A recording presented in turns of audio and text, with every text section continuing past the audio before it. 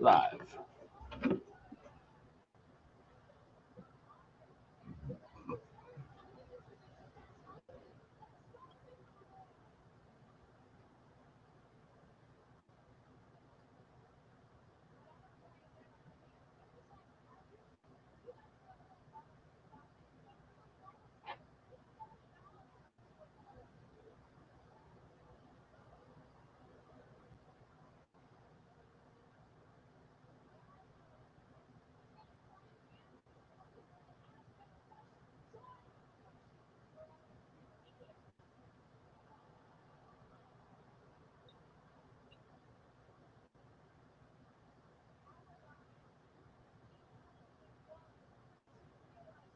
Sorry, man. Just give me a minute. All right.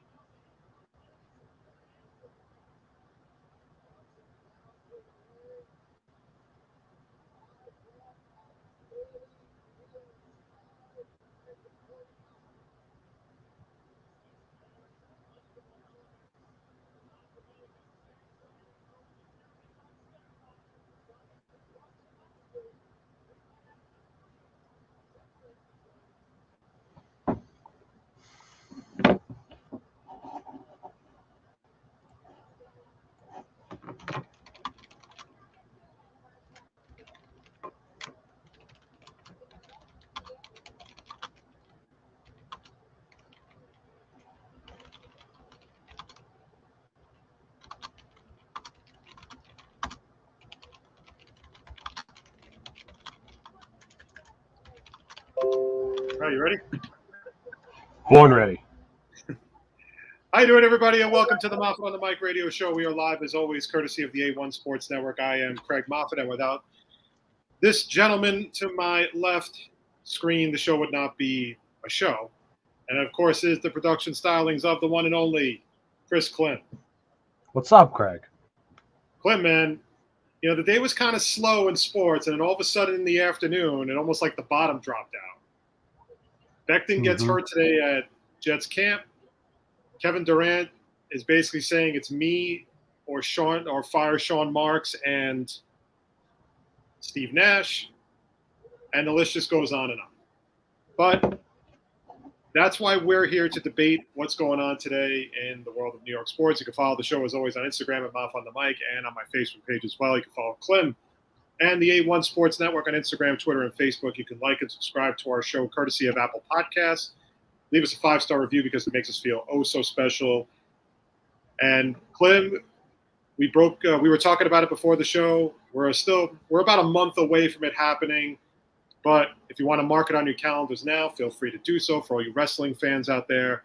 September 12th, we will have Impact Wrestling, NWA Wrestling star. He's been on Raw. He's been on SmackDown. Klim and I have seen him at the Creative Pro wrestling shows all over Long Island. We will be chatting with the one and only VSK, making his second appearance on our show. He was with us about 2 years ago when the pandemic was really at an all-time high, and me and Klim were still getting to use of Zoom. But VSK is a good friend of the show, and we're looking forward to having him on again. So mark it on your calendars, Monday night, September 12th, right here on the A1 Sports Network. All you wrestling fans out there, VSK will be joining us to talk everything Creative Pro. His wrestling schedule, which has been just crazy busy. I mean, between Impact, between NWA, and just his indie bookings. And he's a big Islander fan, so this is kind of a cross-promotion thing for New York Islander fans, too, to come down and chat some Islander hockey with us and VSK. So we're definitely looking forward to it. We really appreciate him taking the time to be on our show. I had a really awesome conversation with him at the last Creative Pro show at Limbrook, and just an all-around really good guy and a new father. So we're really happy for him and his family. His baby's absolutely beautiful. And Klim, we have one thing, and that is that when VSK comes on, my daughter Riley wants to come on and ask him a couple of questions. So I told her it was okay. So that's more than look. This maybe is your show. You make the rules. I know it's here. my show, but I mean, I just want to make sure we're not, trying to get to a kid demographic, and then so. But again, September 12th, VSK will be joining us right here on the Moffett on the Mic show. All right, we're gonna break it down to a few topics today.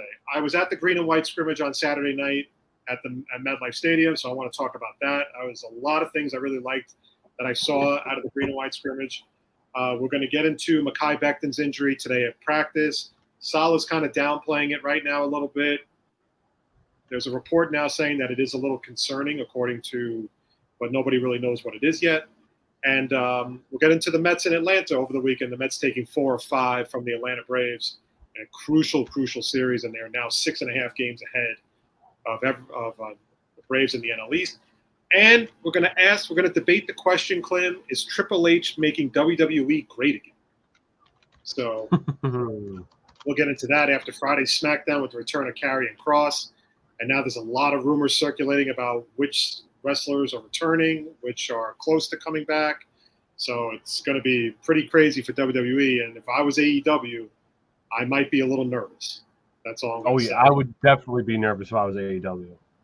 Well, let's kick it off with Kevin Durant. And this, basically in a nutshell, Kevin Durant had a meeting with Nets owner Joe Tsai, and he basically gave him an ultimatum: either it's me or management. Basically, Sean Marks and head coach Steve Nash. Apparently, Kevin Durant doesn't like the direction the Nets are heading in, and he wants out. Fair enough. Now, I'm going to look at this from two perspectives. Number one, welcome to the new world of the NBA, where basically players are going to dictate wherever they go. The inmates are running the asylum. On most franchises right now, the general manager is just a guy with a title. Mm-hmm. He is going to always buck to the player because that's the player that makes him the money. No one gives a shit who the general manager is in the Washington Wizards, but they do give a shit that Bradley Beal is their everyday point guard. Okay? No one gives a crap who the GM is in Atlanta, just as long as Trae Young is starting every game for the Atlanta Hawks. And don't even get me started on Golden State. So that's where we're at right now in the NBA. And there's not much that can be done about it except, and this is why I'm a huge Sean Marks fan, because Sean Marks is not going to let these players hold the team hostage. Okay? He is not going to sit there and say, okay, Kevin, whatever you want, we're going to do it. We're going to do it. We tried that already. We tried that with Kevin Durant. We tried that with Kyrie Irving, and we tried that with James Harden, and it got us nowhere. Okay? The fact is last year, Kyrie Irving could have easily played the season if the dumbass would have just gotten vaccinated. He chose not to get vaccinated. His choice, I respect it, but I don't want to hear this shit that the Nets didn't do enough for them last year. Mm-hmm. Okay? That was a personal choice that Kyrie Irving made. He knows it, so he cannot sit there right now and say, well, the team's going in a bad direction. The Nets gave Kevin Durant $200 million on a 4-year contract. 4 years, $196 million.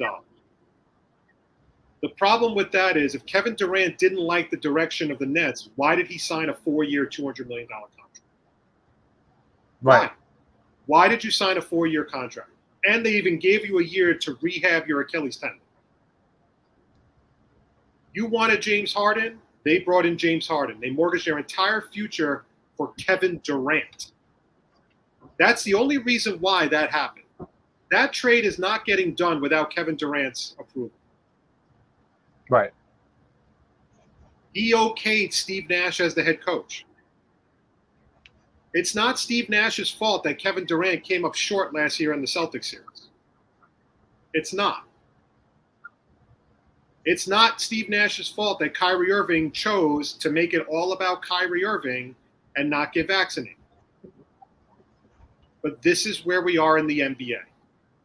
The players are going to dictate the terms. It's up to the owners to decide at the end of the day if that's what they want or if they're just going to say, screw you, we're going to move on, and if we suck, we suck. See, it's like with Kevin Durant, it's like a catch-22 with him because he's the one who, like you said, okayed all this stuff, and now it's like, well, now it's either Sean Marks or Nash or me. You're the one who wanted all these players that Sean Marks brought in. You're the one who okayed Steve Nash as the head coach, and now you're all of a sudden, well, it's either them or me.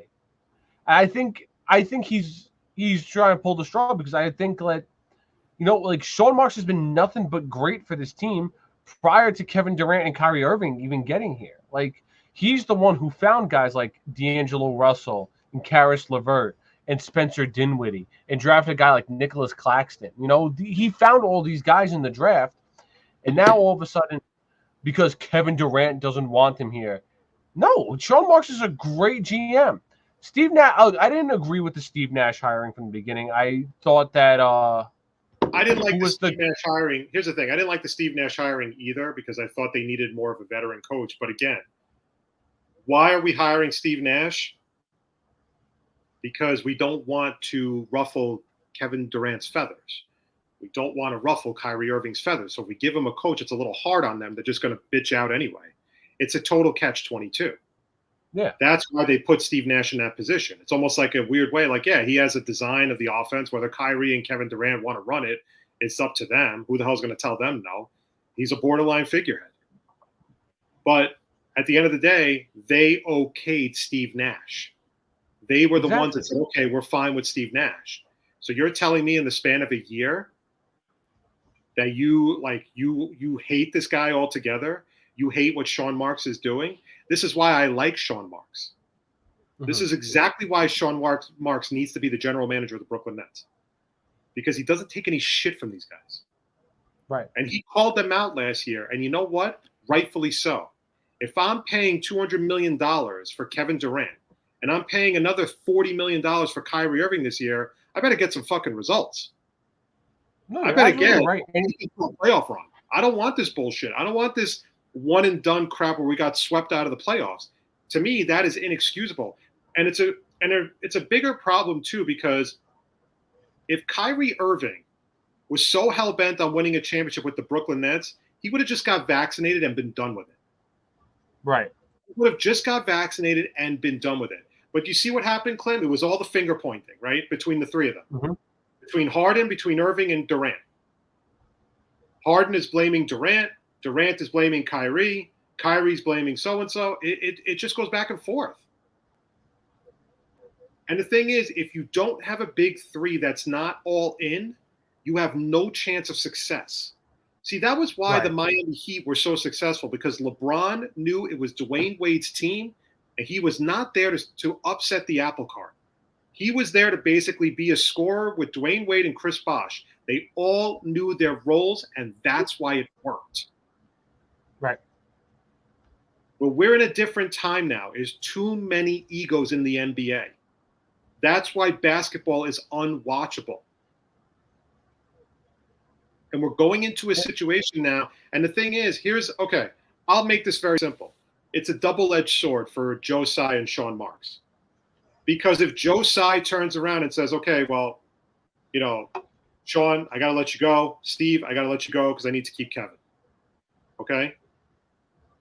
A week ago, 2 weeks ago, they were basically sitting there saying, we're not going to let the players dictate the terms. We run this. We need the better culture. We run this shit, not them. Right. If Joe Tsai turns around, and I think Joe Tsai really likes Sean Marks too. So if Joe Tsai turns around and says to Sean Marks, well, I got to let you go, that completely makes it look like Joe Tsai is Kevin Durant's bitch. Right. And I'm sorry, but I don't think a billionaire owner of a team is going to let a player push him around. So you know what? If the Nets are not a good team next year, fine, whatever. But the problem is now, and I'll be very upfront, if Kevin Durant wants to be traded from the Nets so bad, then he shouldn't give a shit where he goes. He shouldn't give a rat's ass where he goes. I don't want to fucking hear that you want to go to Phoenix. I don't care that you want to go to Miami. I'll fucking trade you where I want to trade you, where I'm going to get the best deal possible. And you know what it is too, like, and I've said this before on the show, the teams he's proven nothing. He's been to one NBA. I mean, look, he's been to one NBA Finals by himself. Look, he couldn't handle it with the Thunder. He had to go to the Warriors, where he knew he wasn't going to be the man there, and then be on that team to win a ring. Then he comes here to Brooklyn, thinking, oh, maybe this will be Kyrie's team. No, it was not. It was not Kyrie's team. You guys could not get it done. This was your team, KD, and everyone knew it. It was the same thing with Kyrie Irving when he was in Cleveland. It was not Kyrie's team. It was LeBron's team. LeBron knew at that point that I'm the leader. I'm from Cleveland. This is my team. And that's why Kyrie and Kevin Love played so good with LeBron. Fast forward to over here. This is not his team. This is not Kyrie's team. This is always Kevin Durant's team, and Kevin Durant did not want to be the leader of this team. That's why he wants out again. He does not want to be the leader of wherever he goes, and that's why the Thunder failed with him. That's why the only reason the Warriors succeeded was because that was Steph and Clay's team prior to Kevin Durant getting there, and then Kevin Durant could not be the guy here. And I'll be brutally honest, Klim, there's one other thing I'll say about this whole thing. Now, before, like, if anybody would ever say, like, oh, yeah, now you're bitching about Kevin Durant. I always wanted Kevin Durant here. I always wanted Kyrie Irving here. You can ask anybody. Oh, so did I. I had no issue with them bringing in Kevin Durant and Kyrie Irving. I had an issue with them bringing in James Harden. I had an issue with them trading pretty much our future for freaking James Harden for basically a year and a half of James Harden. So, yeah, right. that bothered me. That bothered me big time. But the fact is that right now it's a double-edged sword. Because if Kevin Durant really wants to be traded out of New York, then he shouldn't care where he goes. If Sacramento called the Nets tomorrow, Kevin Durant should be like, all right, I'm going to Sacramento. And Joe Tsai can't sit there and say, okay, I got to fire Sean Marks and Steve Nash because I got to keep Kevin Durant. Right. Because then he looks like Kevin Durant's bitch. And he knows that. Right. So it's a double-edged sword. But the problem I have with Kevin Durant is you fucking signed with Brooklyn. You and Kyrie Irving signed with Brooklyn. Kevin Durant signed a 4-year contract to stay in Brooklyn. Okay? So you mean to tell me within a year of signing that contract, you don't like the direction the team is fucking going in? You see, that's what I'm talking about. These guys are such pussies. Kevin Durant is a pussy. It's like enough. And this is a lesson learned because teams are going to vie away from this big three shit because they're not going to want to deal with the egos. They're not going to want to deal with the egos. It's, you look at the teams that have been successful the past few years. They weren't teams that were like, you know what, let's all get together and play and win this championship. No, look at the Bucks. The Bucks they grew that team. Giannis and Chris Middleton were draft picks. The Warriors to an extent. They drafted Steph Curry, Klay Thompson, Draymond Green, all these guys. These are all handpicked guys. Like they didn't be like, oh, let's go, let's all meet up because it doesn't work. It really does not work. Look at the Celtics. One championship. LeBron, the Heat, only 2 championships. It does not happen. You can't do it. Unfortunately, like I said, I'm not gonna lie. I'm not gonna sit here and lie and say, yeah, I didn't love having Harden, Kyrie, and Durant here. I'm not gonna say that. But the way this team is built right now, you have more than enough pieces when everyone's healthy to win you an NBA championship. There's no excuse for when you have Kyrie, Ben Simmons, Durant, Nicholas Claxton, Joe Harris as your starting lineup with guys like Patty Mills, Royce O'Neal, Seth Curry coming off your bench. That's more than enough. That should be more than enough to get you to the Eastern Conference Finals, if not the NBA Finals. But he doesn't want to be here because he doesn't want to be the guy leading them. I mean, I could see it being two things. Number one, I think that the fact that the media just was crushing him all the time, I think was a big issue. And I don't think he can take it. And I think a lot of these superstar players can't take it. They get very pissed when the fans break their balls. Look at Julius Randle last year. How many times did Julius Randle get into it with fans during one regular season? To the point where he's even getting into it with his own teammates. There are just certain players that just cannot handle the pressure of playing in New York. Now, Brooklyn, I mean, listen, Brooklyn is not on the level of the Knicks when it comes to fan bases. I'm happy to admit that. Okay? But at the end of the day, you came to this team with expectations. You believed in this team. So how are you going to sit there in a year and tell me that you don't see the direction of the franchise when you were partly responsible for building the franchise? Exactly. You were partly responsible for getting James Harden here. You were partly responsible for basically obliterating this team's future. If you felt the team needed to just focus on the future, then why are you forcing the Nets to make a trade for James Harden? Sean Marks is not making that deal unless James Harden, unless Kyrie Irving and Kevin Durant are signing off on it. It's just that simple. But you see, the problem is, again, nobody wants to hold Durant accountable for what he's doing to the team. Nobody. They automatically pivot to the Brooklyn Nets are a laughingstock, the Brooklyn Nets are a debacle, the Brooklyn Nets are a dumpster fire. Yet, Sean Marks and Steve Nash have done absolutely nothing wrong here to Kevin Durant, and he fucking knows it. But he's just going to sit there and be a bitch about it because that's what he is, a fucking bitch. And that's what he does. That's the shit that he pulls. And that's why the Nets didn't want to give Kyrie Irving a huge contract either, because they figure he's going to do the same thing. So why am I going to give him a 5-year, $230 million contract to stay in Brooklyn when he can just sit out whenever he freaking feels like it? Right. Like, why are you going to do that? The problem is, at the same time, they've completely obliterated their trade value. Yeah. Because everybody's watching this and everybody's sitting there saying, well, shit, I don't want to take my chance on Kevin Durant. Because in a year or two, he might get pissed off and want out of this team. And everybody knows what Kyrie Irving brings to the table. Everybody knows how super talented he is. But at the end of the day, that talent only gets you so far. Then it just becomes an issue with your personality and your attitude. Right. That's why the only team that really wants him right now are the LA Lakers. The LA Lakers are the only team that wants Kyrie Irving. I mean, what does that tell you right there? And again, with Kevin Durant. But of course, we can only trade Kevin Durant to the Phoenix Suns or the Miami Heat because he won't go anywhere else. So if you're that salty with Brooklyn and you want out of Brooklyn that bad, then you should not give a rat's ass where I trade you. You should be like, I'm ready to go. Let's go. Let's get it done. Yeah, just get me out of here. I don't. What's that? I said no. Yeah, I agree with you. He's like, just send me out of here. If he really wants out of Brooklyn, send him anywhere. But no, he wants to go to. He wants to go to teams that are going to win now. And not for nothing, who the fuck are you to give the owner an ultimatum saying you need to fire the coach and the GM if you want me to stay here? I'm like, go ahead, KD. You go find a trade. You go talk to teams and try to sell yourself on that. And then come talk to me about what kind of deal you want. See, that's the funny thing. He wants out of Brooklyn really bad, but you're only allowed to trade him to 2 teams. Right. He won't go anywhere else. He won't go to Washington. He won't go to Toronto, even though Toronto could offer the Nets a killer deal. The Nets could walk out of Toronto. They don't even need Scotty Barnes. If they really wanted Scotty Barnes, that's fine. The Nets could wind up with a deal to get Siakam, OG Anunoby, and Gary Trent Jr. and draft picks. If Kevin Durant was willing to go to Toronto. But Toronto is not Phoenix. Toronto is not Miami. Toronto is not Boston. So we don't know if he'll really go there.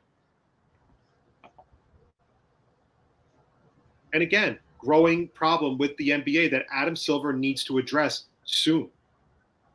He needs to start getting out in front of this, because this is going to become an even bigger problem than what it is now. No, you're absolutely right. These guys are going to try to strong arm their way to whatever team they want to go to, because they don't want again, you'll never see this shit during the Jordan era with Ewing and Barkley and Isaiah Thomas and whoever, name it, Karl Malone, David Robinson, John Stockton. Shit, you wouldn't have seen this with Tim Duncan.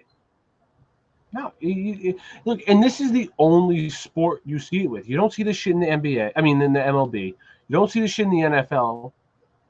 You don't really see it in the NFL, and you don't see it in the NHL. This is the only sport where like you mentioned, the players run the asylum. That's it.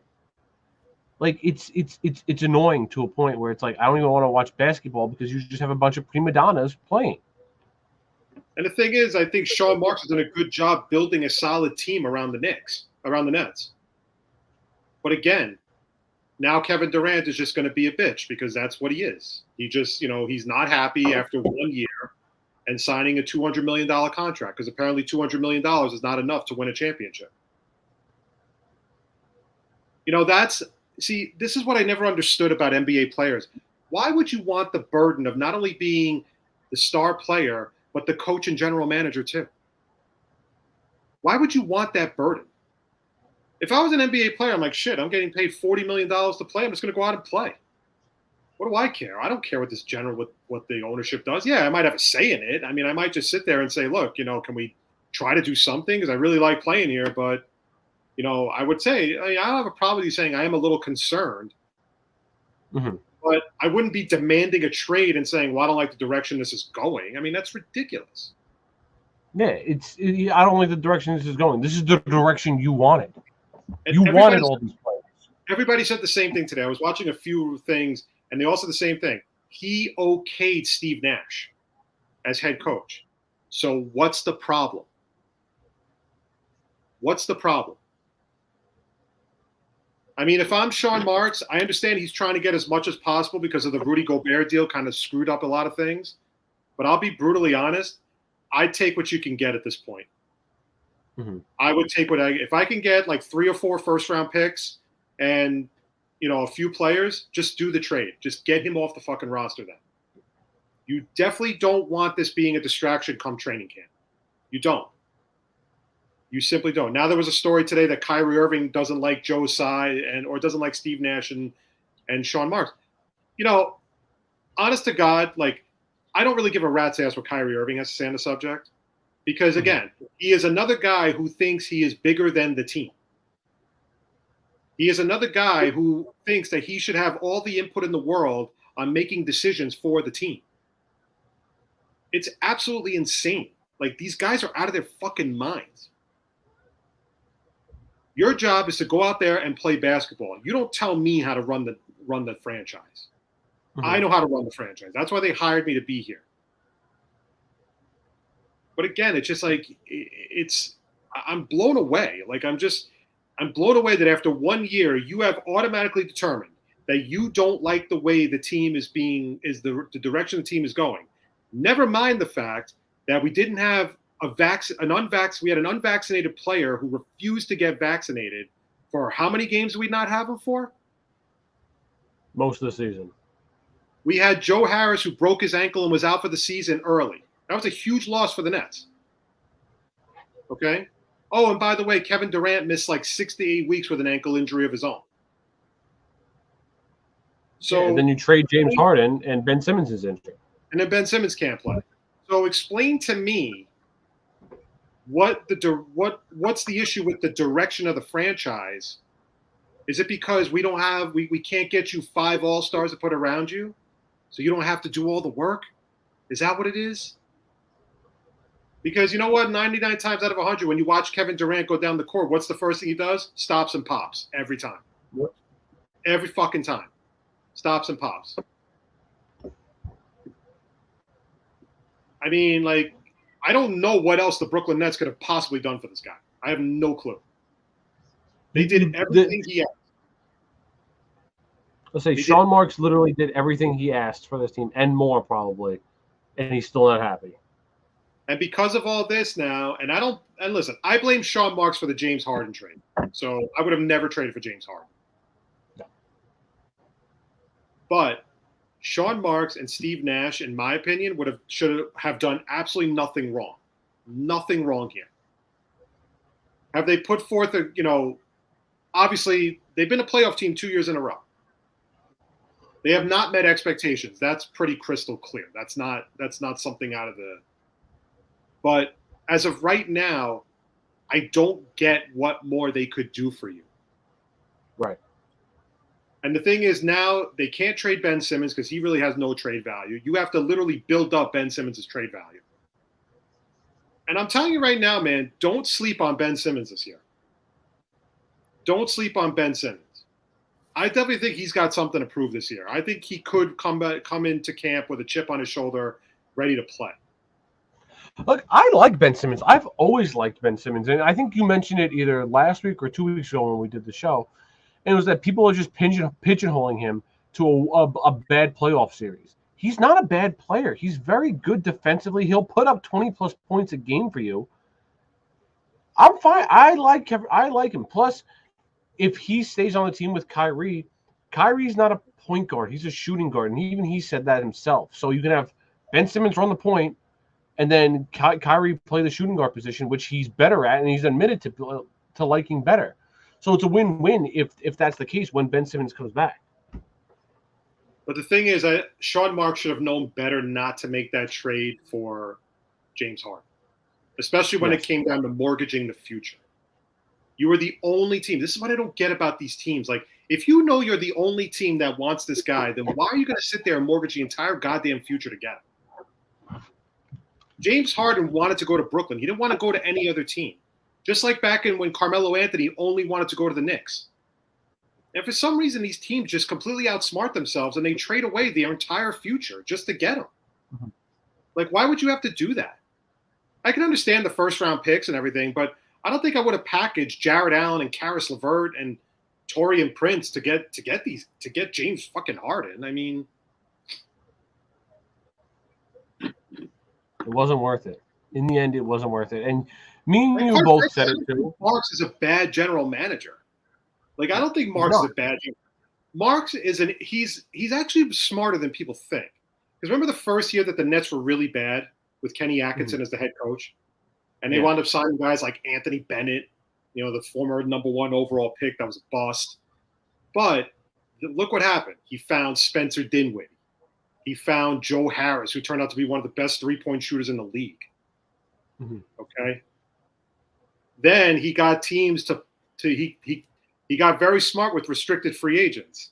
He put the poison pill in their contracts. Guys like Tyler Johnson and Alan Crabb. Remember, he wanted those two guys? And in that last year of the contract was like an insane amount of money that was going to go to Tyler Johnson.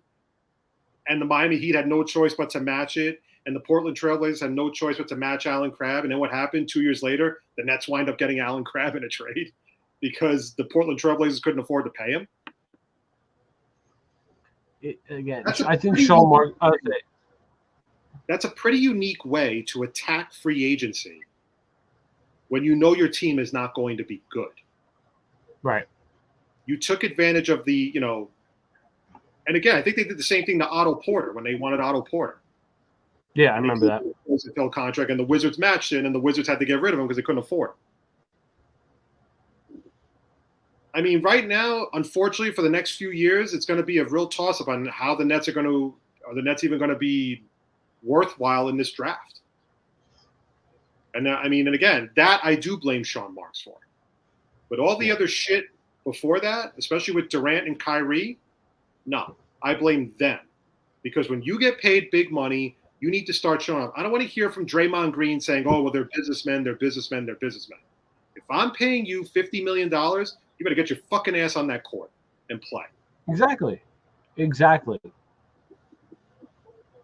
was like, fine, you want to be a dick? I can be a dick too. So now I'm going to suspend you without pay, which I really don't want to do, but I have no choice. and I'm going to be an asshole about it. Because trust me, one thing these guys hate is when it hurts their wallet.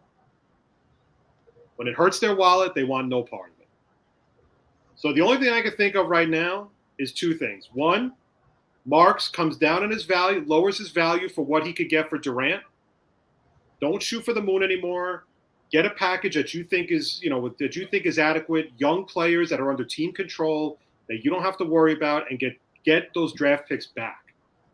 Find a way to get back your future, even if it means picking at the bottom of the first round, with whatever team. But you've got to find a way to get first round picks back in these deals. You can't ignore that.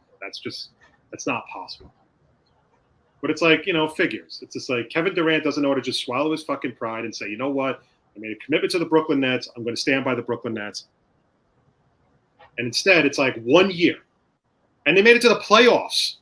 Made it to the playoffs with an unvaccinated player who couldn't play 3/4 of the season. And he still says there's a problem with the direction. None of this makes sense. None of it. None of it makes sense to me with Kevin Durant. It's just a joke. But then again, that is the state of the NBA. There's nothing. That's it.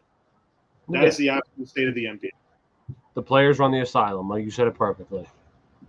That should be the new tagline. The NBA, where the inmates run the asylum.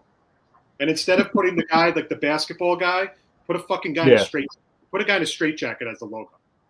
That's exactly what it is. That's exactly what it is. The inmates run the asylum. Congratulations. That's why the NBA sucks every year. All right, let's go to football. So before I talk about the green and white scrimmage on Saturday, which was a lot of fun, by the way, the big news out of Jets camp today was Mekhi Becton getting not carted off, but he was limping significantly after a drill.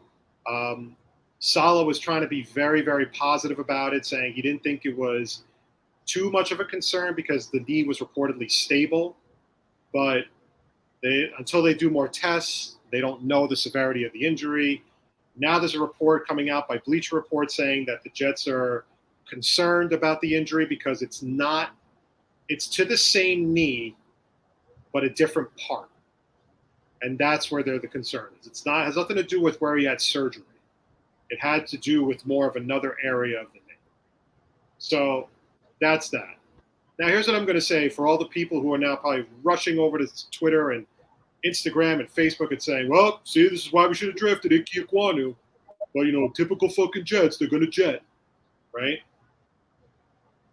If you draft Ike Ekwonu, then we don't get Sauce.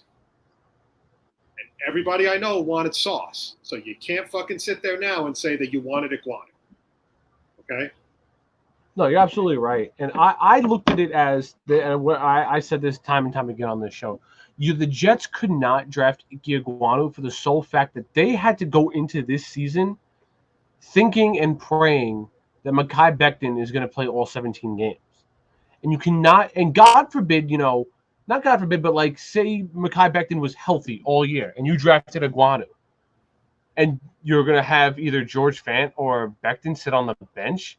It doesn't make any sense. It made absolutely no sense. At least this way, it's like, you know what? If Mekhi Becton has an injury this year, that's fine. He's gone from the team. We'll draft an offensive tackle in this year's coming draft. And you could not do that with this year. You still have a couple of possibilities that you can add to the roster, at the tackle spot. Dwayne Brown was in for a visit over the weekend. He was at the green and white scrimmage. He took a physical and everything.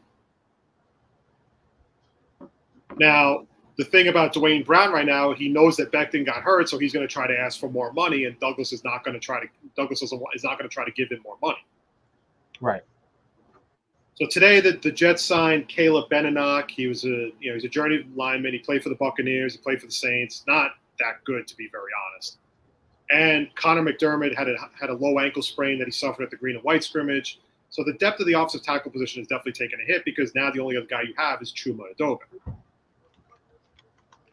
My spidey sense tells me that the Jets will try to get a deal with Dwayne Brown done at some point because I don't think they're going to go into this Friday's preseason game with just Chuma Edoga as the tackle. I highly doubt that. You can't. But one thing I have a lot of confidence in Joe Douglas in is that he always finds a way to find good guys on the waiver wire. So I think he's going to kind of drag it out a little bit. At the same time, what I will say is, if he can find a way, I think Denzel Mims is good as gone. And I kind of saw that at the camp, and then his comments lately have been, he expects to be a starter. He's not going to be a starter on the Jets. So it's really, really important that Denzel Mims have a very strong preseason. And that starts Friday against the Philadelphia Eagles, because I think that'll boost his trade value. And maybe then the Jets can get a swing tackle in exchange for Denzel Mims. Maybe. I don't know if it'll happen, but maybe. Douglas has trust me, the guy's turned water into wine plenty of times so far. So nothing would surprise me about the way he goes about his business. You're right, but from what I've been hearing about Denzel Mims, it's been very good stuff about Denzel Mims so far this preseason, this camp. And that's what they want. They want a team like the Chicago Bears to say, yo, let's go get Denzel Mims, and we could get Justin Fields, a big weapon. Now Denzel Mims hasn't proven shit in the NFL, but it doesn't matter. At least you try to find a team that could use him, because at best, he's a number 5. At best, he's a number 5 receiver, because he's not going to play over Garrett Wilson, Elijah Moore, Corey Davis, and Braxton Berrios. He's not going to play over those guys.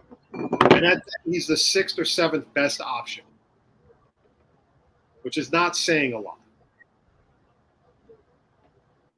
So, Jet fans need to breathe and just say to yourself that even if Becton's injury is going to require him to miss time, I trust Joe Douglas to get the job done. Because quite frankly, he's never let me down. Like, I don't feel like he's ever truly let me down before. No, he has, especially with trades too, because the trades he's made over the past couple of years, have been fantastic. And when Mekhi Becton went down last year, and we brought in Morgan Moses, I was okay with it, because I know Morgan Moses is a good tackle. I fully believe that if Mekhi Becton goes down again, we could find someone, whether that be Dwayne Bowe or someone else out of the woodworks. I fully believe Joe Douglas will be able to get the job done and try and build this offensive line for Zach Wilson, because Zach Wilson got the weapons this year. There's no excuse for Zach this year. He's got 3 great running backs, I think. He's got a good wide receiver room, and he's got a good tight end room. Now, as long as these guys can block for him, that's good. So being at the green and white scrimmage on Saturday night, one thing I could say is that I think that Zach, I liked what I saw overall. I thought he had a good command of the offense. I thought he made some good throws. He had a bad interception. Guy just broke in at the right time to pick it off. He seems to be developing a very good rapport with Tyler Conklin. He seemed to look for him a lot during like the 7-on-7 drills and in the actual scrimmage. You have Braxton Berrios. You have a lot right now to mess with. And on top of that, I really believe that Breece Hall is going to be a stud. He is a solid running back. Adding to that, I think this kid Zonovan Knight, this UDFA they signed, I think he's going to make the team, and I think he's going to get. I think Tevin Coleman is going to get cut. Oh, he's a running back. Yeah, he's a UDFA. He's broke off some big runs. He had a pretty solid scrimmage on Saturday. One area I'm really not concerned with at all with the Jets right now is the quarterback position. I think Zach has done very well. He's put together 3 or 4 straight good practices. Flacco looked really good on Saturday as well. Mike White didn't really get a lot of reps. He was okay. He wasn't good. He wasn't as good as Flacco or Zach. The weapons are dangerous. The weapons, if you keep watching them develop over the season, these weapons are going to be freaking dangerous. I think I think Elijah Moore he's already established himself, I think, as the number 1 wide receiver. Corey Davis has had a very good camp. Garrett Wilson has had a good camp for the most part. He's taken a little bit longer. Barrios is back to practicing on a regular basis. I mean, and on top of that, you have Conklin and Uzama at the tight end position, which we haven't been able to say. Like, we have two really solid tight ends. And the one thing else I will say, Klim, the speed on this defensive line is massive. Lawson looks like the real deal, even coming off that Achilles injury. Jermaine Johnson looked pretty decent. Quinnen Williams has looked good. They have some pretty good rush. The area that I'm a little concerned about is linebacker. That's my only concern. Yeah. Although Quan Alexander has looked really good to start since he signed last week. Sauce looks like he could be a very good player. He didn't have I don't think he had as good of a practice, but he made some plays.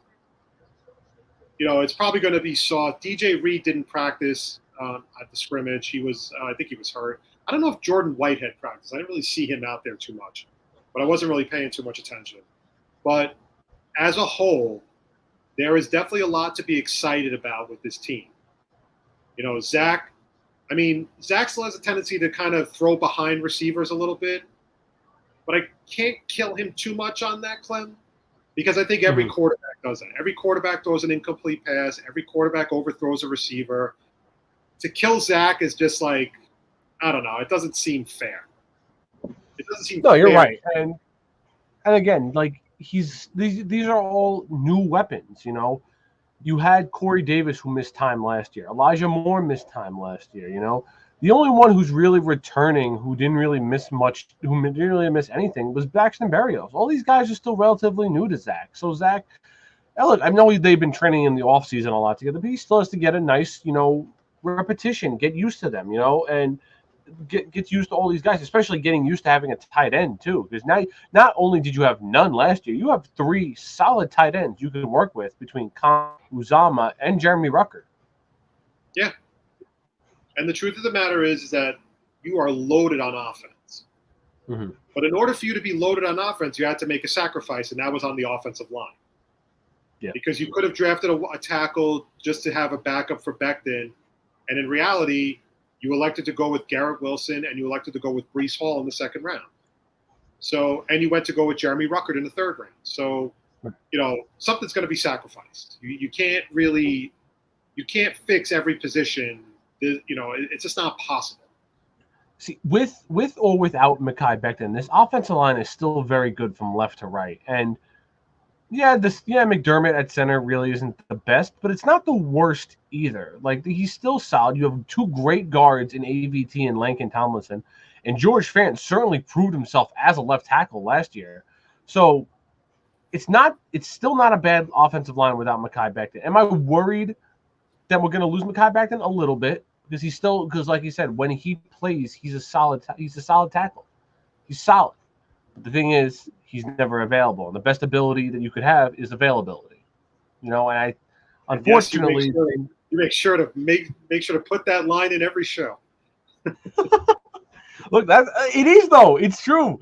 It really is true. And when your first round pick from a couple of years ago is never healthy, kind of, what I'm trying to say. Like, listen, it's just not a good look. The thing is that Becton's weight has always been a bit of an issue. We kind of knew that going in. Now you have an injury, and you're just holding your breath that it's not majorly where he's going to miss the season. Because if he misses the season, his career is pretty much done. There's no way the Jets could take a chance on him. And if they do bring him back next year, there's no way he will start. No way he will start. Now I give Becton a lot of credit. He's been busting his ass. So I wouldn't, it wasn't like he's not bullshitting anybody. But at the end of the day, it's just concerning to me that you just can't go roll with him for another year. You got to figure out another alternative. Whether that's through the NFL draft or whether that's somewhere else, I don't know. But see, this is the problem I have this is a little issue I have with Douglas.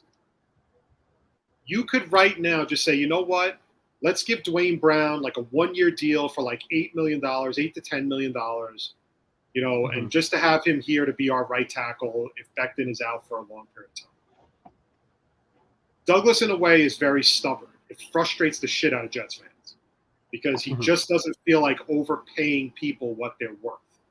Dwayne Right. Brown is also 37 years old. That's another factor at the end of the day, whether you want to believe it or not. But for Douglas to sit there knowing full well Dwayne Brown is available, and I don't think he would have taken a physical with the Jets if he didn't want to sign here. For you to pivot to signing Caleb Beninock, whoever the hell that is, to me, it's just like, that's just Douglas being Douglas. It's like you're, instead of just going for the guy, you're going for the retread who's not very good.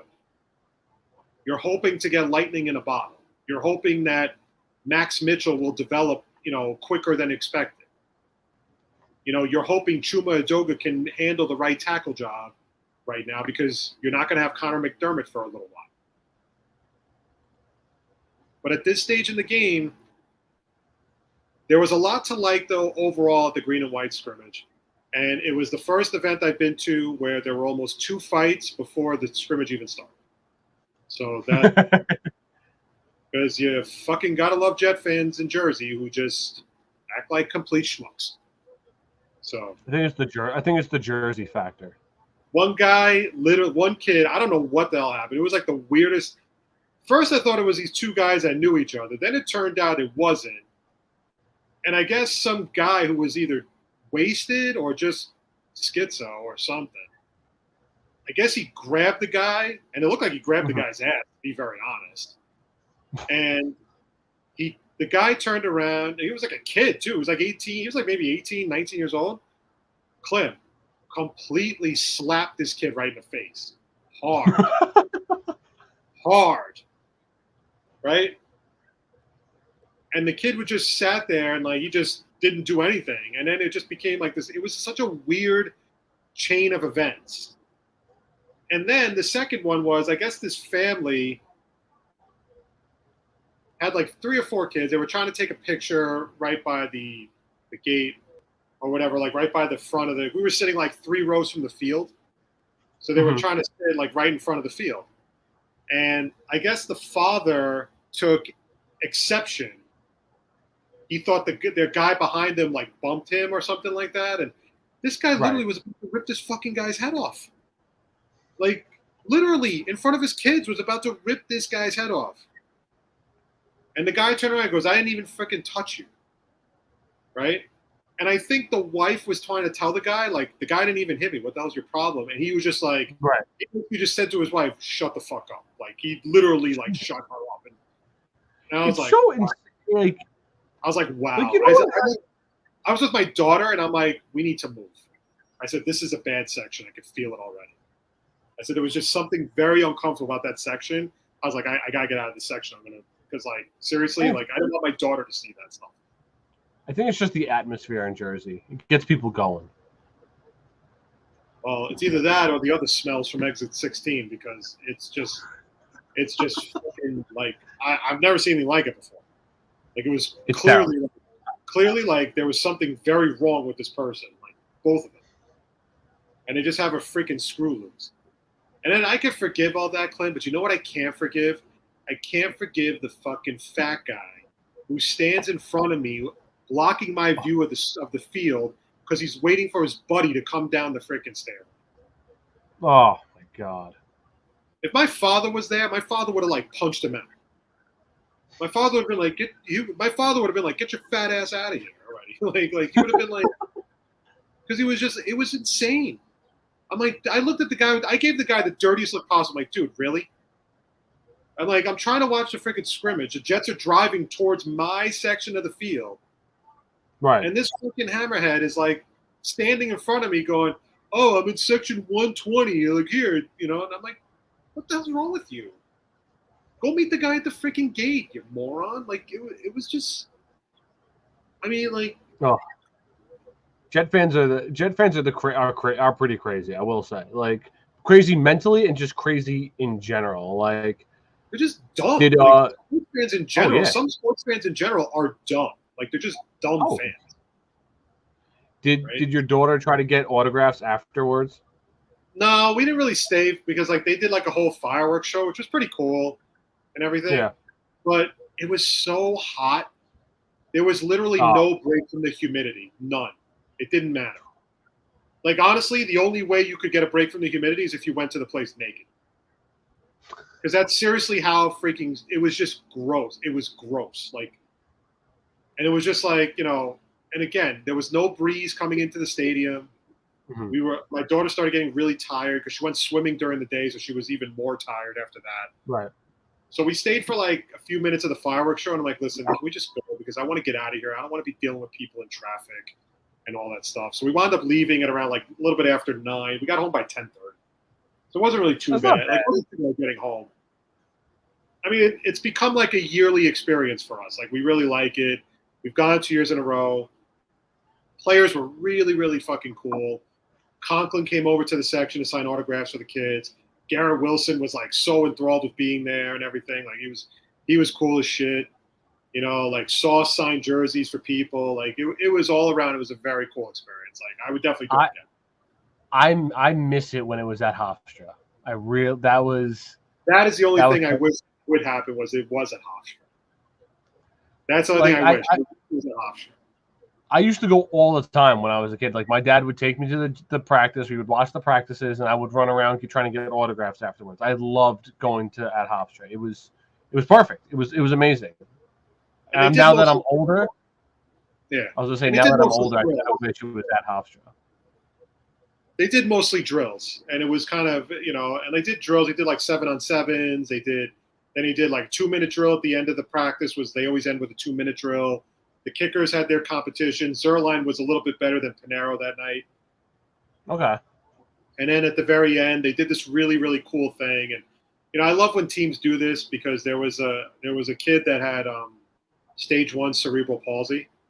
And I guess it's like I saw that on Instagram. You know, and like the entire team, like literally the entire team was like, you know, Zach Wilson handed her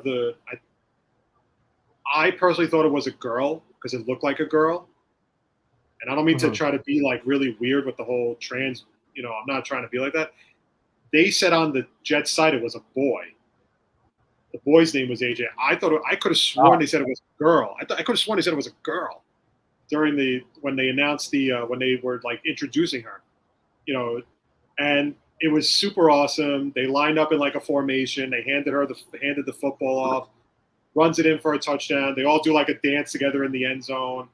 Sauce gave her like a high five. Zach gave her a high five. Saleh was really awesome. Like, you know, the whole place gave her a standing ovation. Like, it was really fucking cool. It was really awesome. Yes, you love to see stuff like that. The fans started chanting the kid's name. The mom was crying and like on the field because she just, you know, it was like happy tears. Not sad tears. But it was a very, very cool experience. And, you know, I got to give kudos to all football teams that do that because I know all football teams do stuff like that. It's really awesome. Yeah. Absolutely awesome. And whether it's not like kids with cerebral palsy, it's something other like the Make-A-Wish kids. And it's always good to see that kind of stuff. So on Friday, you know, Friday's their first preseason game against the Eagles. Saleh's already said they're going to play the starters are going to play a quarter, which is good. You know, now though, I'd be a little skeptical about putting Zach Wilson out there. No one would blame you if you decide to sit Zach Wilson. That's all I'm going to say. Yeah. Especially with Becton not playing and McDermott is hurt, you're going with Udoka. The minute you sense that Zach Wilson is under too much pressure, you got to pull him. Yeah. Okay. But I'm excited to get football going. I just want to see progress in this game. I just want to see development. I want to see Jermaine Johnson. I want to see Sauce. I want to see Garrett Wilson. I just want to see progress. That's it. If I get that, I'm perfectly fine.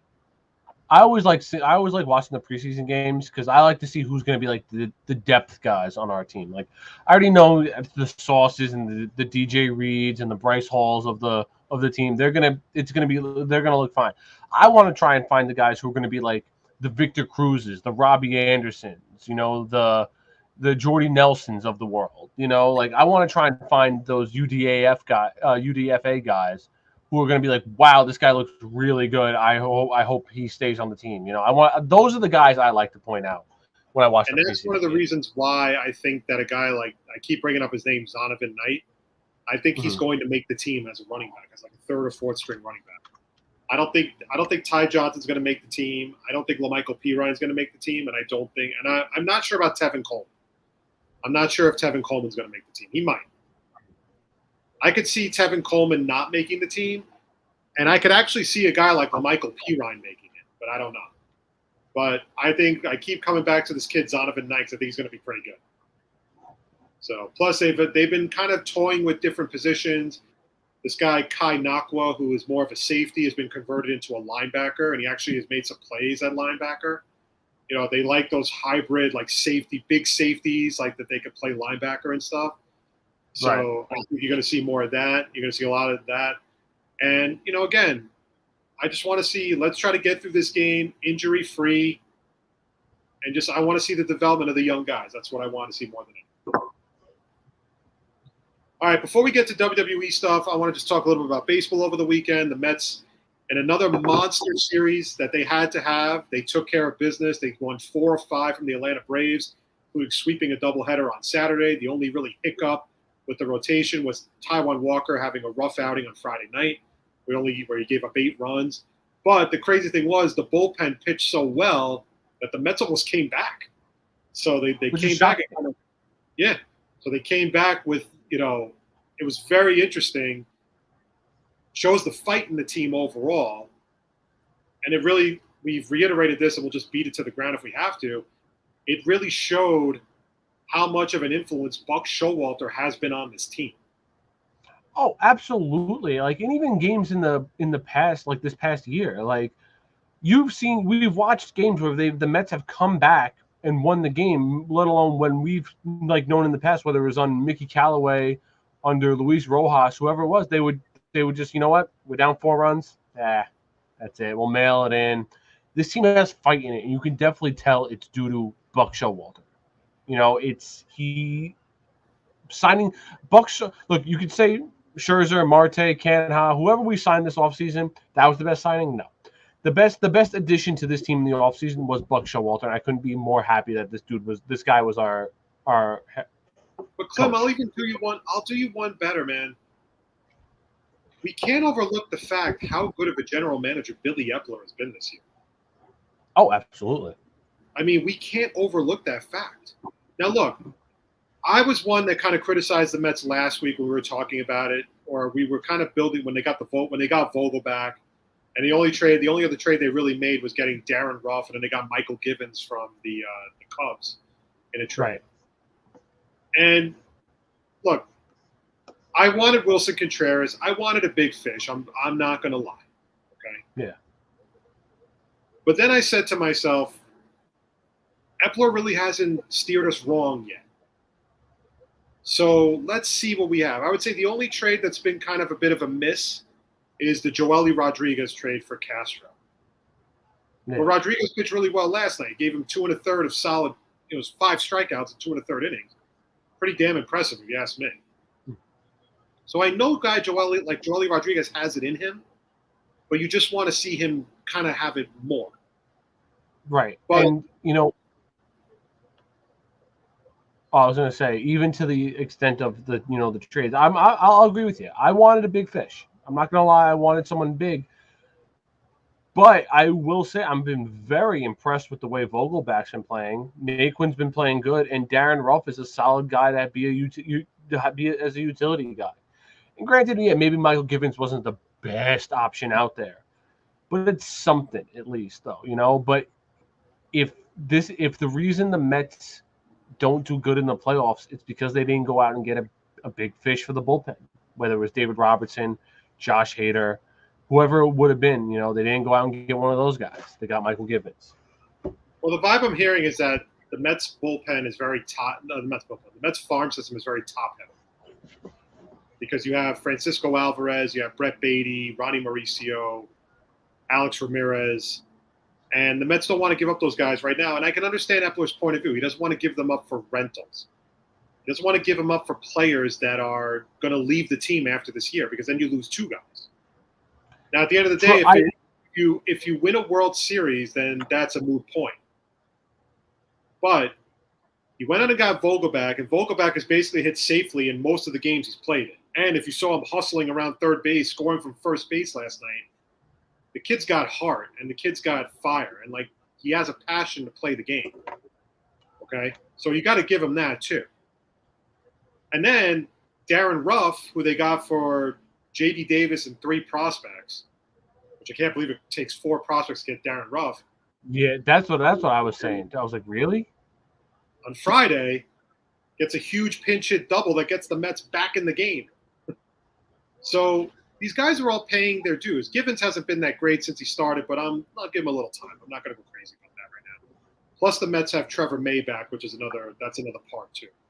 So the Mets are getting healthier and healthier, and we finally got a chance to see what this rotation looks like when all guys are healthy. Oh, we saw it this weekend. Scherzer mows him down on Saturday. DeGrom mows him down on Sunday. Blissful. Carrasco pitches really well. And Carrasco gave you another strong start on Thursday. So, and this is also the 3rd or 4th time this year that the Mets have been in a big, big spot where they needed to win games, and they did it. They went into Atlanta when they were up only, I think, by like a game and a half or something like that, if I'm not mistaken. They took 2 out of 3 from Atlanta. In Atlanta. They had a big 2-game series against the Yankees. They swept the Yankees. Then they play 5 games at Citi Field against the Atlanta Braves. They take 4 out of 5. You can't ask for anything better right now. And now the Mets have opened up a 6.5-game lead. And now they have the Reds in town this week. Don't overlook Cincinnati when you know you have Philadelphia right after. Yeah. But this is the best I've seen the Mets play, I guess, since 2015. But the difference between both those teams is this team has been consistently good all season long. Right. The 2015 team got hot the second half of the season. And then they made the deal to get Cespedes. And Daniel Murphy went on a huge tear. This team has been good all year round. Lindor has been good all year round. We already know what Pete Alonso brings to the table.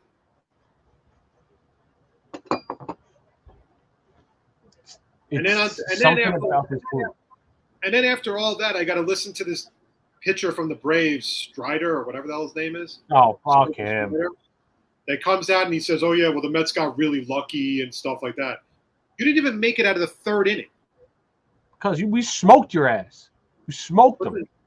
But the thing is the Mets don't strike out very much, and they put balls in play. So whatever happens, happens. If your fucking defense can't make a play, that's not my problem.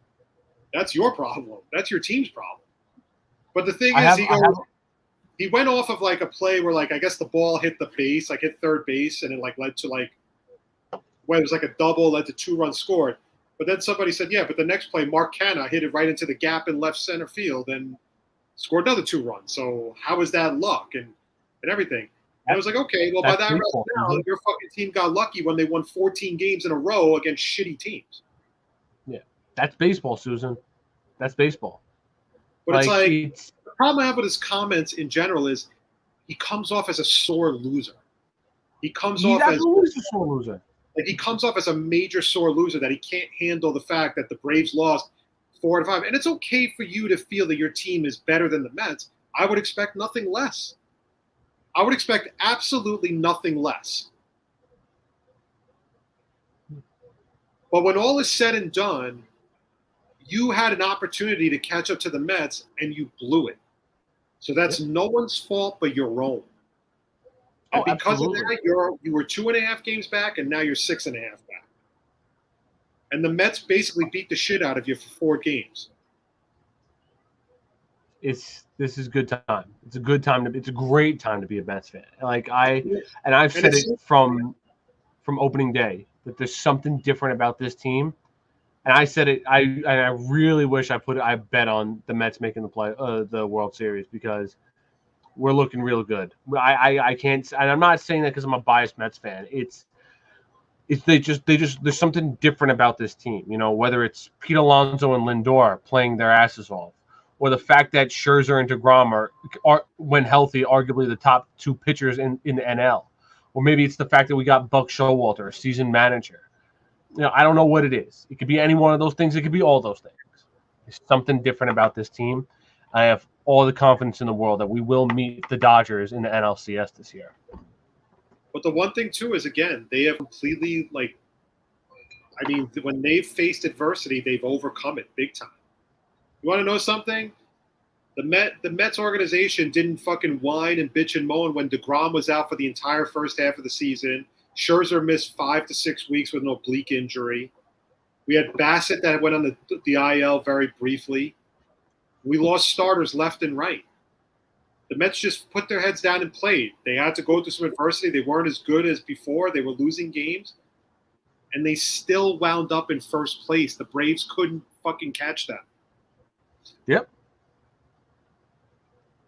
But Strider's comments, a guy who's really basically been in Major League Baseball for a cup of coffee, is basically sitting here and saying that, oh yeah, it's all luck because I'm a better pitcher than that, but they just got lucky and they fucking teed off on you and because you didn't make it out of the third inning. You didn't make it out of the third inning because they worked counts and they tore you and they tired you out. Sometimes you just got to hang your head because you look like an asshole when you make comments like that. Yeah. Your team got their ass kicked. They know they got their ass kicked. So you just have to take it like a man once in a while. There you go. You had a golden opportunity to overtake the Mets for first place, and you couldn't do it. Now you're 6.5 games back. It's like I say, it's great. And the fact that, and I was talking to loyal listener Mike Laws about this, and we were hoping that we would get at least 3 games from this series. We win 3 games, it's great. We want the fact that we took 4 out of 5 is phenomenal. And look, and Walker had a bad start. It's not his. I mean, look, shit happens. So I'm not saying, this is I give Walker a pass. How often has he really had a bad start? Not very. No, you're absolutely right. You're absolutely right. And between, like I said, Carrasco's pitching a great game tonight. We know what DeGrom and Scherzer can do. Klim. Carrasco's being pretty good this year. Klim, I'll give you one better. I'll give you one better. David Peterson. David Peterson has been ridiculously good in spot starts. And the only reason why he's not in the rotation right now is because there's no room. Yeah. That's it. There's no room in the rotation for him. It's that simple. And even when Tyler McGill comes back, there's no room for him either. He's going to go right to the bullpen, unfortunately. Which he's okay with, which is what I'm fine with too. Put him in the bullpen. He's a very good pitcher. They're simply and this is something that the Mets have been lacking for a few years now, that we have depth and everyone's staying healthy too. Knock on wood. Everyone's staying healthy. The Mets pitchers since probably 15, 16, they've managed to get hurt, and we've had to rely on guys like Robert Gsellman and Seth Lugo to be starters. And they were okay, but they weren't, helping us win a World Series. Now that we have guys like Jacob deGrom, Max Scherzer, Chris Bassett, Taijuan Walker, Carlos Carrasco, all healthy, all pitching good, this is a fantastic sign for the New York Mets. We haven't had a rotation like this since 2015. Now, quickly to the Yankees before we get to WWE stuff. Yankees got swept over the weekend by the St. Louis Cardinals. They lost 2 out of 3 to the Mariners. They lost 5 in a row. Tonight they go back to Seattle to play the Mariners again. Very interesting. Last Tuesday, the Yankees were very busy at the trade deadline. And right before the trade deadline, they traded Jordan Montgomery to the Cardinals for Harrison Bader. Bader is hurt. He is not going to be back until September at the earliest. And a lot of people were kind of puzzled as to why they traded Jordan Montgomery. And there was a report that surfaced yesterday or the day before that the Yankees and Marlins had a deal in place that would have gotten the Yankees Pablo Lopez. Oh. Aaron Hicks was rumored to be part of the trade back to Miami. They didn't say who else was involved. And at the last minute, the Marlins GM Kim Neng backed out of the deal. So I think Cashman traded Montgomery before securing Lopez. And what it did was it inadvertently left them without another starter, which moves Domingo Germán back into the rotation. So just not good because Domingo Germán is not that good. So Cashman was taking a lot of shit for trading Jordan Montgomery, who was actually having a very good season. And then Yankee fans had to watch Jordan Montgomery shut down their team on Saturday night. So now look, the end result is very simple. I knew this was going to happen. I knew the Yankees were going to hit a wall because no team is that dominant for an entire season. It's just not possible. Okay? Mm-hmm. The good news is the Yankees have a 9-game lead over Toronto for first place. So you have plenty of time to figure this out. You have plenty of time to work it out, however you have to work it out. But now you're running into a bigger problem, and that is your bullpen stinks. Clay Holmes has looked human the past week and a half. Chapman cannot be trusted in the 9th inning.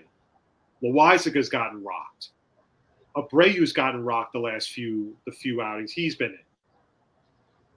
It has not been a very good stretch for the Yankee bullpen. Then take into account that Cole's last start, he got rocked by a good Mariner team.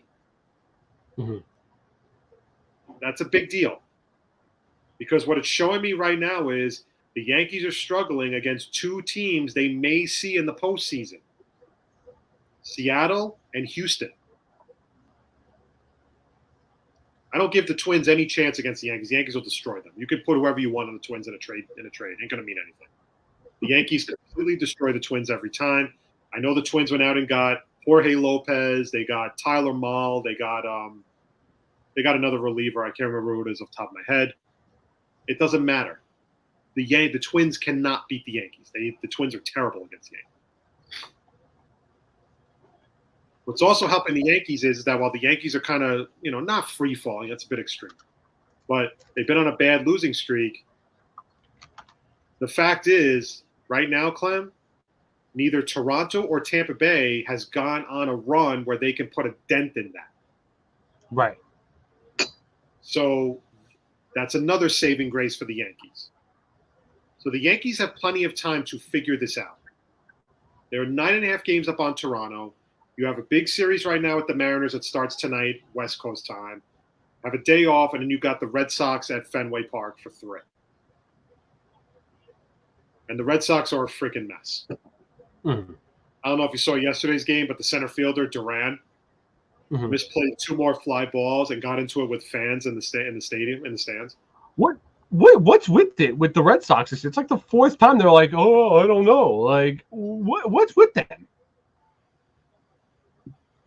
I don't know, but that's where you're at right now with that. But look, and the Yankees just got a little bit. They got a hit in the mouth. I'm not gonna, that's how you explain this series. They didn't. Montaz's debut was bad. Everybody's trying to say, well, he hadn't pitched in 11 days. It's still bad. It's still bad. Okay, if he had pitched well, you wouldn't be saying shit about it. You'd be like, oh, it's amazing what he did in 11 days.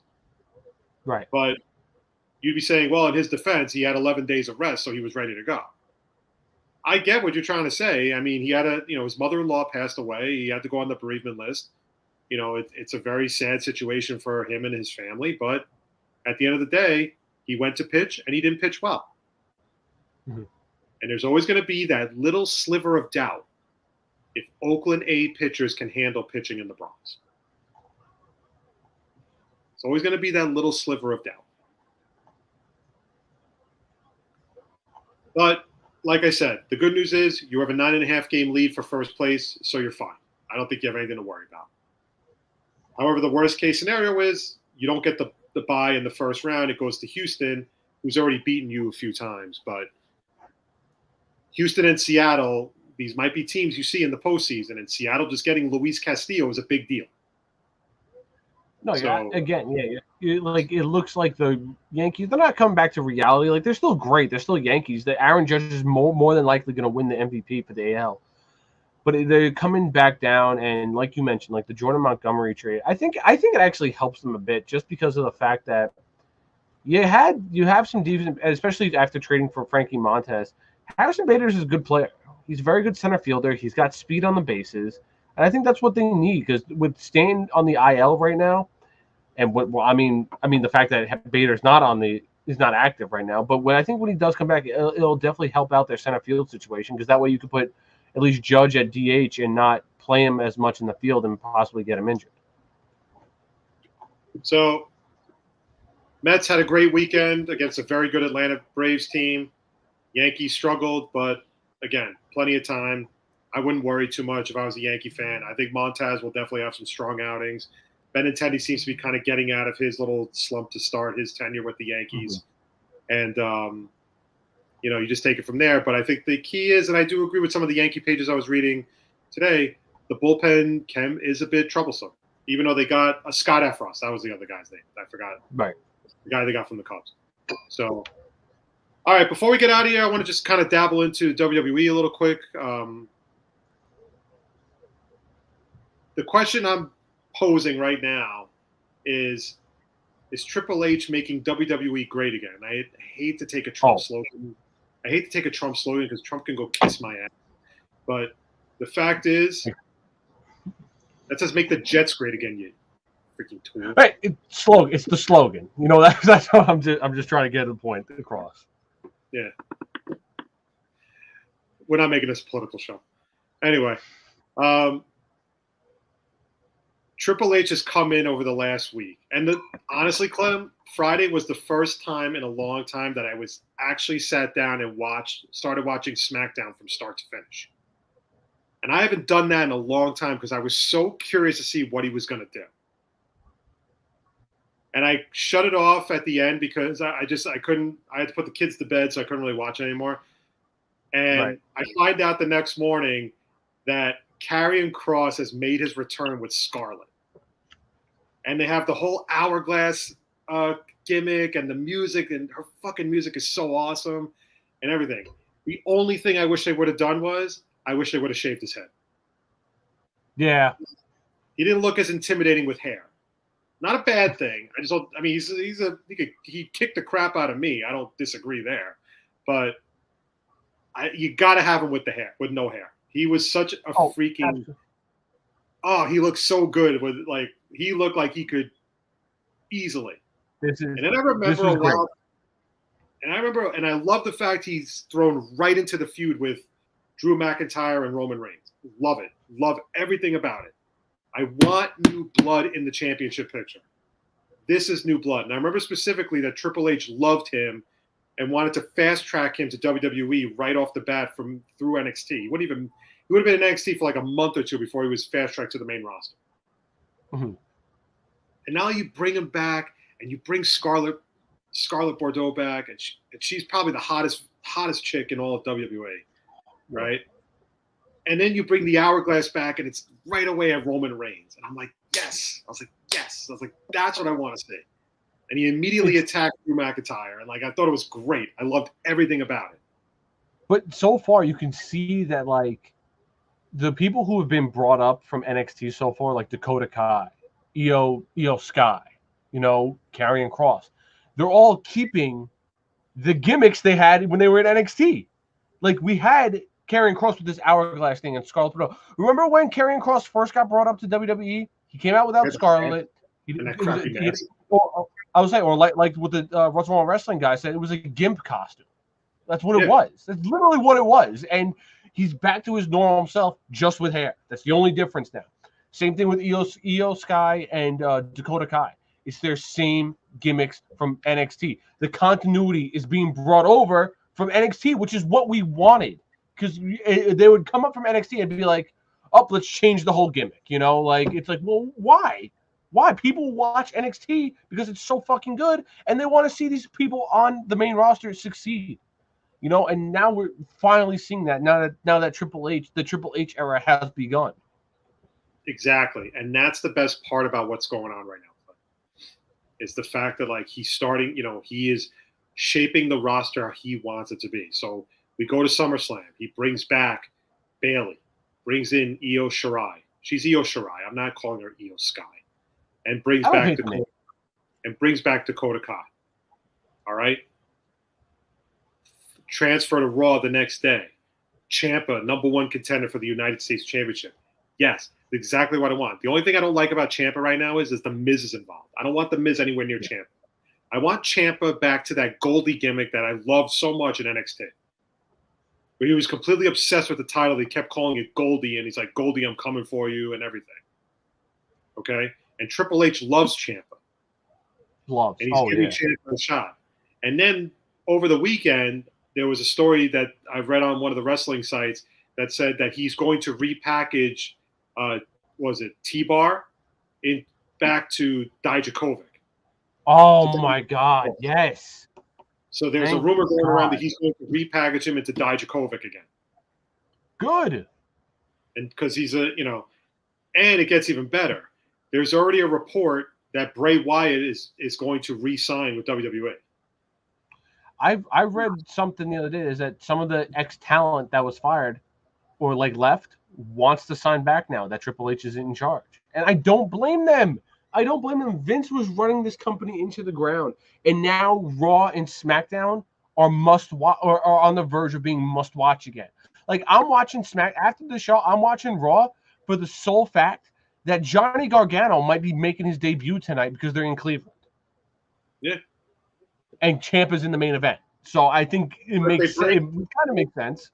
If they bring Wyatt back, I want Louisiana Bayou Wyatt. I don't want the Fiend. I don't want the Fiend anymore. The Fiend is done. I didn't mind the Fiend. I like the Fiend. No, Goldberg completely ruined the Fiend. He completely ruined the Fiend. When he beat him in Saudi, it was absolutely. When he beat him in Saudi Arabia, he completely ruined the Fiend. Okay, I want Louisiana Bayou Wyatt with the freaking lantern and the creepy freaking music. That's what I want. I don't want the Fiend. The Fiend is too gimmicky of a character. That's what I want. So there's that. There's a lot of stories popping up everywhere. Tonight's the women's tag team tournament, which I could really honestly don't care anymore. I don't care. I care very little about. But I said would have been a good time to bring up Toxic Attraction, Gigi and JC. I was just saying because I just saw it out of the corner because I have Raw on the background. I just saw it out of the corner of my eye, the bracket, and I'm looking through all of it. I'm like, But I did see apparently they brought up Nikita Lyons and Zoe Stark to be in this tournament. Yeah. But I agree with you. You can rest assured that fucking Mandy Rose is not going to be the NXT heavyweight champion for much longer in NXT. I can't believe we're even nearing I can't believe we're in the talks of being in a close run with Shayna Baszler and Asuka with Mandy Rose as NXT champion. And I'll put it this way: when the when the Pizzanos and Eric Hamilton don't have too much to gripe about with Monday Night Raw last week or SmackDown or whatever, you're heading on the right track. Yes. And right now, you're making WWE exciting again. Yeah, it's must. Like I said, it's on the verge of must watch. There's apparently big plans now for Kevin Owens because Triple H loves Kevin Owens. There's apparently big plans for Kevin Owens.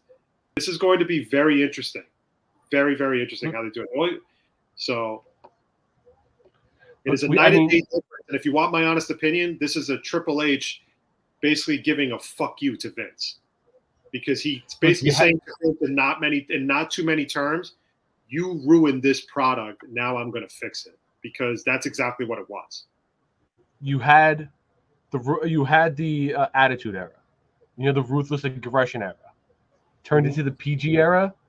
Now it's the Triple H era, and I'm very excited for this. Like I said, WWE is on the verge of must-watch TV every single week again now because of all the talent that's coming back. It turning to TV 14 within like a week of Stephanie and Triple H running it. Like everything is very exciting about what's going on at WWE right now. And like you mentioned at the earlier of the show, AEW should be very scared. They should be very scared of what's going on right now. Because right now, I think AEW without CM Punk, who probably now will not be there for All Out, from what I'm reading, and MJF, and I was listening to the What's Wrong with Wrestling AEW podcast. It's not as good as the other ones because I don't like the other guy that they have, Josh. Josh. He's kind of annoying. I think he's annoying. I think Andrew carries that whole show, to be very honest. He absolutely does. The AEW one. He did make a valid point, though. He said the longer MJF is off TV, the longer you start to believe that this is not a work. That this is serious shit, like between him and Tony Khan. Because it's been like a month and a half now, right? He has not been anywhere near TV since that one pipe bomb And the thing is there's no plans for him. There's nothing, literally nothing. Right. So if I'm AEW, I'd be a little nervous right now. Because right now you still don't have the horses to carry the show. Yes, you have some good guys like Adam. I know, Adam Cole, the Undisputed Elite, whatever, which I hate that name. It just seems like a blatant ripoff of Undisputed Era. But then you have the Bucks, who they just injured, so now they're going to probably take a break, and they're not going to be back for a while. You have Hangman Page on Rampage, which is just ridiculous. And he's a former champion. He should be on freaking Dynamite every week. Mm-hmm. You're putting matches out there where it's Christian Cage against Matt Hardy. I mean, come on. Then you make the Anna Jay, the Jericho, part of the Jericho Appreciation Society. Fine. Terrible promo. Can't wrestle. Hot. She's hot. I won't take that away from her. But she can't do much. I mean, I'd be a little bit skeptical right now with the way AEW. Then you have Jonathan Gresham, who was pissed off that he had to lose the belt, wants out of his contract, doesn't want anything to do with Tony Khan. Mm-hmm. I mean, Tony Khan is kind of in over his head. I mean, and the thing is, now that Triple H is running WWE, there was even more, Klim. That's not even the worst. Supposedly, Sasha Banks is coming back, Naomi's coming back, and WWE wants to bring back Dexter Lumis. I mean, I could give a rat's ass about Naomi. I really don't care about her. But the fact that you get Sasha back, especially now that Bayley's back, and Io Sky, Dakota Kai, all these women wrestlers are like ready and on this roster. It's amazing. And look, I loved the Dexter Lumis gimmick. I loved that. Dude, bring back put him back with Indy Hartwell. Index. Give me Index. Give me Index back. I mean, that was I loved that. That was absolutely some of my favorite stuff that I watched on NXT. Like, it was very entertaining. Give me the way. Just give me the way back. I'm okay with that. And that was another thing I said about like the tag tournament. I said, wouldn't it be awesome? But I don't know if she's cleared to wrestle yet. If Candice LeRae and Indy Hartwell reform their tag team. Went for the tag team. But I don't know if she's cleared to wrestle yet. I'm not 100% sure about that. She had a baby not too long ago, right? Yeah, but I think the baby's like I want to say past 3 months, but I'm not sure. I don't remember when she had the baby. Yeah. I want to say it was February, but I could be wrong. But listen, you got to love everything that's going on with WWE. I mean, just the changes, the excitement in bringing some of these guys back. And again, I think it's Triple H sending a big old fuck you to Vince, because I think Triple H was always very passionate about WWE. He was always very passionate about the business. As Keith was put in a text message earlier, he has a huge boner for tradition and everything and for the business. So I'm going to be very honest. This is something to be very, very excited about. No, it absolutely is. And let's see the Triple H era has begun. Let's see if they can keep the momentum going. And that's pretty much that. By the way, Klim, just to let you know, I got tickets for Creative Pro in September. So okay. I got front row tickets for September. You saw Bully Ray's going to be there too? I saw Bully Ray's going to be there. So there's now basically what they announced one match, which is Ace Austin against Caster, right? Yeah. I'm not a Caster fan, so I could care less. Neither am I. Ace Austin's really good. Caster bores me. I don't find him very interesting. But they also, when you weren't at the show at Lynbrook, it's Brian Myers against Vargas in a dog collar match. Let's go. And shit. I feel like they announced another match, but I don't remember. Oh, yeah. The Bear Country are going to face the Wolves. Davey Richards and Eddie Edwards. They were very big in the Impact Wrestling. You know Eddie Edwards, right? Yeah, I know Eddie Edwards, yeah. Eddie Edwards had a partner, Davey Richards. They're very good tag team. They were in Impact as the Wolves, and they won They won tag team titles. I think they're actually very big overseas too. And they split up in Impact, and Eddie Edwards kind of became more of a hardcore wrestler and everything. But it should be a pretty good match. But I think that's the match, unless they're hesitant to announce it yet. But that seems to be the plan. But so I will be there. I meant to. You went to the last show in Melville? Yes, I did. I was there. I was at the Melville meeting show. greets. Were they cool, or was it like kind of a pain in the ass? It was cool. I mean, to be perfectly honest, like I stood online to see Chris Statlander and everyone. And like there was all the normal stuff. And my one buddy, he went to go see, I think it was Alex Silver and whoever else was there from the Dark Order. So we waited online for like 10 minutes to see them. But Hook was there the day I went, and you should have seen the line for Hook. Oh my God. Yeah, I can only imagine. It was like a mile long. And I'm like, me and Mike Laws were just like, are we missing something with Hook? Like, are we missing the Hook hype? Like, I still don't get it. I still do not get it. Did they do anything with like did they have any wrestlers like doing like autographs and photo or like selling merch during intermission or not? Oh yeah. It was all the regular stuff, yeah. But it was just more. You know what it was? I liked it better just because it was more open instead of in that freaking closet at the Knights of Columbus where it's like you're bumping elbows into everyone else. It was nice and open. It was like I could breathe. I don't feel so bad if I don't buy anything now. Like it was definitely a way better time at the tables than it is in Limbrook. Yeah, so it's cool. So I'm definitely looking forward to it. I'm probably going to get out there early because of the parking situation, because I remember you said the parking was kind of a pain. It was, So, but all right. Well, anything else before we get out of here, Klim? I mean, not that it's really a sports thing, but I don't know if you saw. Give a little RIP to Olivia Newton-John, who passed away earlier today. Hey, listen, nowadays any celebrity past death is it's not personal, but it's like it does hit a little bit because you're like, holy shit, I'm getting old because Olivia Newton-John just passed away. And and especially with Olivia Newton-John, everyone loves Grease. Grease is an all-time classic movie. It's a great physical. It's a great song. Like everyone loved it. I was trying to get my daughter to watch Grease last week because I wanted her to see it because it's a musical, and she didn't want to watch it. I was like, this is a classic, man. I would say now she has to watch it. Yeah.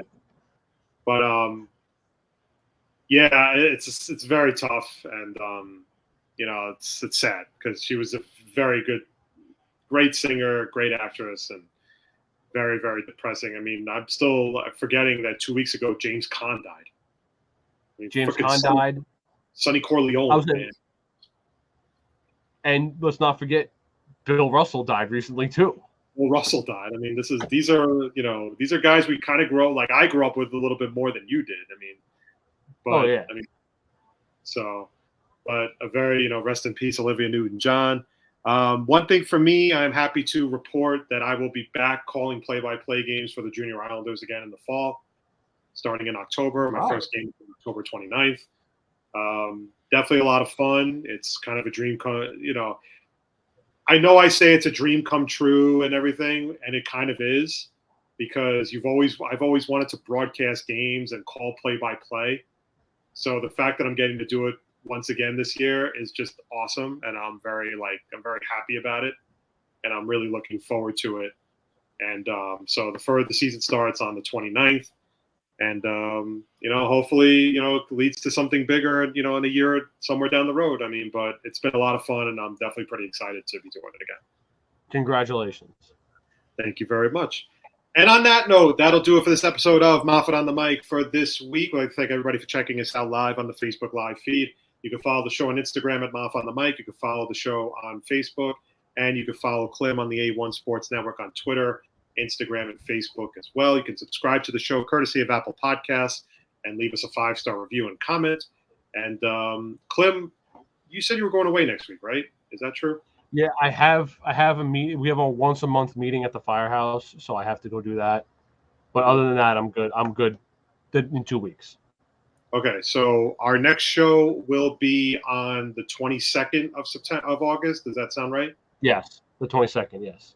Okay, but you did say you were going away soon, right? When you say you were going away to like a friend's party or something, some shit like that? No, me and not this coming weekend, but the following weekend, me and some of my friends were just going upstate to. I'm not upstate.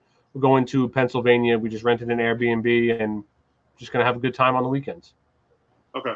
All right. So right now we'll do for the 22nd. There'll be our next show. We hope to have you guys check it out live. We really appreciate it. So on behalf of Klim, this is Craig. This has been the Moffett on the Mic Show. Wherever you are, stay safe. Enjoy the rest of the week. Enjoy opening weekend of the NFL preseason.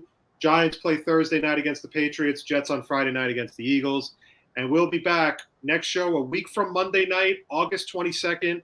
8 o'clock Eastern, right here on the A1 Sports Network page. Have a great week, everybody. Take care. Stay safe. And again, thank you for everybody for checking us out, as always. Have a great one, everybody.